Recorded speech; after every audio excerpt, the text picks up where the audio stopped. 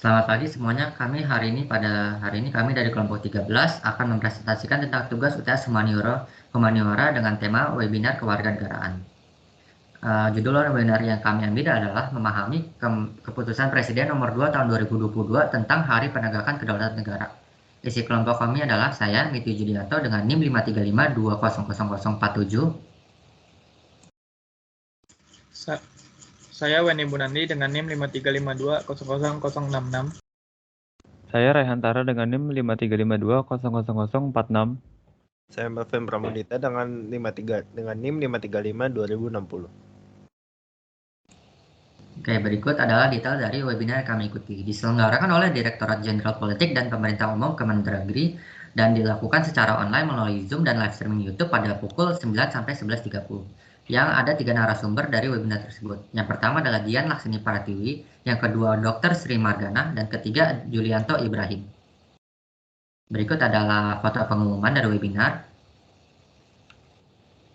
Dan jadi cara kami mendaftar adalah tidak ada bukti pendaftaran karena merupakan seminar terbuka yang hanya melampirkan link untuk pendaftaran Zoom serta link dari live YouTube-nya. Dan cara kami mendapatkan adalah melakukan pencarian dari setiap media sosial sampai kami menemukan yang cocok dengan tema yang kami cari, yaitu kewarganegaraan.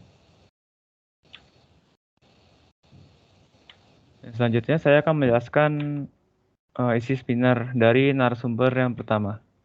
Jadi yang pertama, peristiwa 9 Maret ini diusulkan sebagai hari besar nasional untuk menghargai jasa para pahlawan kemerdekaan Indonesia, yaitu meneguhkan kembali semangat nasionalisme dan kebangsaan, mengingatkan kembali tentang pentingnya seluruh komponen bangsa untuk bersatu kembali kepada cita-cita awal revolusi kemerdekaan Indonesia yang berdaulat, menciptakan masyarakat yang adil dan makmur.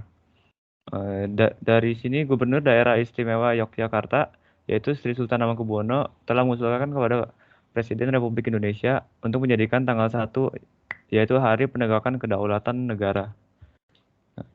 Mengapa peristiwa 1 Maret 1949? Karena membuktikan bahwa tentara Indonesia dan masyarakat Indonesia masih ada. Menunjukkan kesatuan Indonesia, membuat PBB mendesak Belanda untuk kembali ke meja perundingan, dan pengakuan kedaulatan RI oleh Belanda.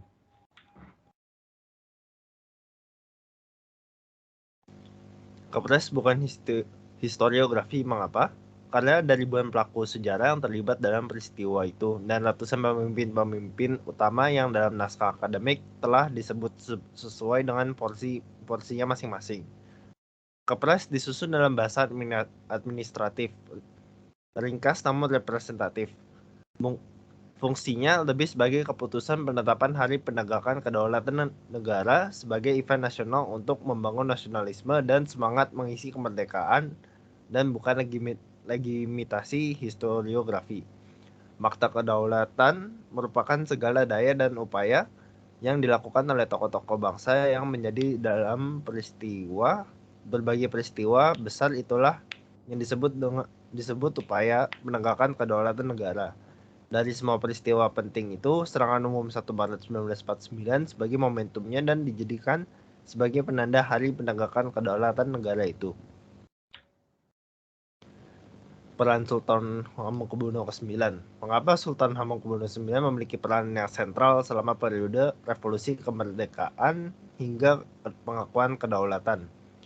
Karena Sultan Hamengkubuwono ke-9 itu merupakan Menteri Keamanan Negara atau Menteri Pertahanan dan atau Menteri Pertahanan istilahnya sekarang, dan seorang raja yang menyandang pangkat Letnan Jenderal tituler yang diakui oleh Belanda. Pangkat ini sangat tinggi pada masa itu. Sebagai pejabat negara tentunya ia memiliki kuasa untuk berkoordinasi dengan TNI pada masa itu. Sultan Hamengkubuwono ke-9 juga sebagai tokoh yang menawarkan kepada Presiden Soekarno agar ibu kota negara Republik Indonesia dipindahkan ke Yogyakarta. Sultan Hamengkubuwono ke-9 adalah raja yang menguasai kekuasaan atas semua wilayah di Provinsi Yogyakarta beserta para pendukung yang loyal. Sultan Hamengkubuwono ke-9 adalah satu di antara sedikit menteri yang tidak ditahan dan diasingkan oleh Belanda setelah agresi militer Belanda kedua pada tanggal 19 Desember 1945. Beliau adalah pemegang mandat dari Perdana Menteri dalam pemulihan keamanan di Ibu Kota Yogyakarta. Selanjutnya adalah narasumber ketiga, yaitu rangkaian peristiwa di mana terjadinya serangan umum 1 Maret 1949. Yaitu ada 7, yaitu dimulai dari kedatangan sekutu bulan September 1945, lalu ibu kota dipindahkan ke Yogyakarta pada tanggal 4 Januari 1946, lanjutkan peristiwa Linggarjati 25 Maret 1947, agresi militer Belanda 1, 21 Juli 1947, dilanjutkan perjanjian Reville 17 Januari 1948, dan dilanjutkan oleh agresi militer Belanda kedua pada tanggal 19 Desember 1948. Diakhiri dengan serangan umum 1 Maret 1949. Nah, serangan umum 1 Maret 49 ini dilandaskan karena pada saat agresi militer Belanda yang kedua, ibu kota pada saat itu yaitu DI Yogyakarta berhasil direbut oleh Belanda. Karena itu TNI menyerang balik dengan serangan umum 1 Maret ini untuk merebut kekuasaan Yogyakarta. Dilakukan serangan umum 1 Maret 1949 pada pukul 6 pagi. Nah, jadi ada alasan lain kenapa serangan umum 1 Maret 1949 ini terjadi, yaitu untuk memulihkan kembali kepercayaan rakyat terhadap TNI karena pada saat itu ibu kota telah direbut, maka untuk mengembalikan kepercayaan haruslah ibu kota pada saat itu direbut kembali. Yang kedua, untuk membuktikan pada dunia bahwa TNI sudah hancur itu tidak benar. Yang ketiga adalah mengalahkan Belanda. Nah, peran-peran para tokoh peristiwa itu adalah seperti Soekarno-Hatta yang ditawani Sumarta, lalu Sudirman yang memimpin gerilya. Sebenarnya Soekarno pada saat itu diajak untuk ke gerilya, tapi Soekarno berkata, engkau seorang prajurit, tempatmu dalam medan pertempuran dengan anak buahmu, sedangkan aku harus tinggal di sini sehingga memungkinkan aku untuk berunding dan memimpin rakyat itu semua. Jadi kesimpulan dari perkataan Soekarno adalah Soekarno memiliki tugas yang berbeda dari Sudirman.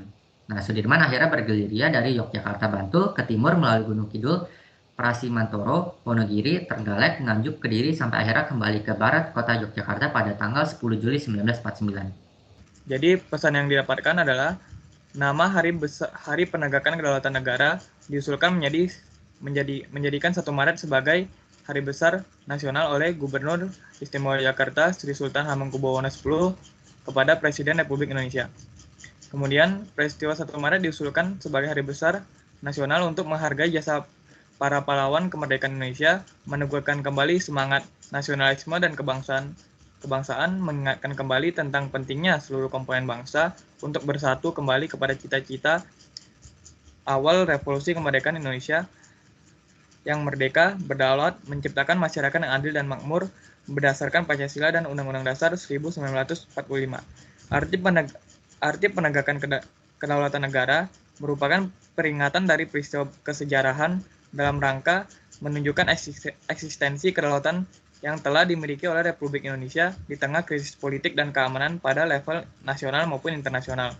Hari Penegakan Kedaulatan Negara dirumuskan tanpa penokohan terhadap figur tertentu yang dianggap memainkan peran sentral, dimaksudkan untuk memberikan kejernihan berpikir bahwa upaya menegakkan kedaulatan negara bukanlah upaya individual, tetapi sebuah upaya yang dilaksanakan secara kolektif oleh seluruh komponen bangsa.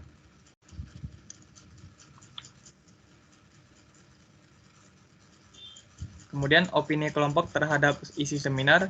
Yang pertama adalah kami sangat mendukung usulan Gubernur Istimewa Yogyakarta Sri Sultan Hamengkubuwono X mengenai pengusulan kepada Presiden Republik Indonesia untuk menjadikan 1 Maret sebagai Hari Besar Nasional dengan nama Hari Penegakan Kedaulatan Negara, agar kita tidak meninggalkan atau melupakan sejarah, karena sejarah adalah untuk mengingat dan meneguhkan kembali tekad kita tentang cita-cita bangsa menuju masa depan yang gemilang. Yang kedua, kami juga setuju bahwa Hari Penegakan Kedaulatan Negara dirumuskan tanpa penokohan figur tertentu yang dianggap memainkan peran sentral, dimaksudkan untuk memberikan kejernihan berpikir bahwa upaya mendekatkan kedaulatan negara bukanlah upaya individual, tetapi upaya yang dilaksanakan secara kolektif oleh seluruh komponen bangsa. Kemudian berikut adalah lampiran bukti keikutsertaan oleh kelompok kami.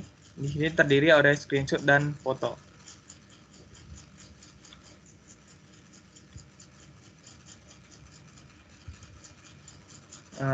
Berikut presentasi mengenai webinar kewarganegaraan dari kelompok kami. Jika ada kata-kata yang salah, mohon dimaafkan. Sekian dan terima kasih.